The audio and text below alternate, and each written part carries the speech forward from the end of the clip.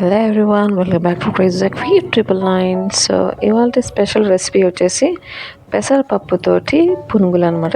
రొటీన్గా అన్ని దోశ పిండి, ఇడ్లీ పిండితో పునుగులు చేయడం అందరికీ తెలిసిందే.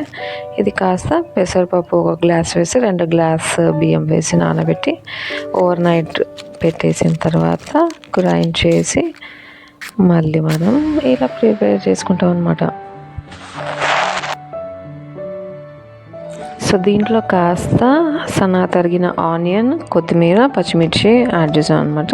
కావాలంటే మనం పుదీనా, కరివేపాకు ఇలాంటివి కూడా యాడ్ చేసుకోవచ్చు అనమాట.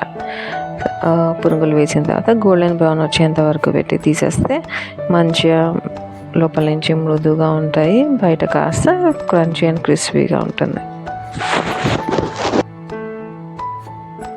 ఇది కావాలంటే చట్నీతో కానీ పచ్చడితో కానీ తినచ్చు. పిల్లలకి, పెద్దలకి అందరికీ బాగా నచ్చే స్నాక్ ఐటమ్ అనమాట.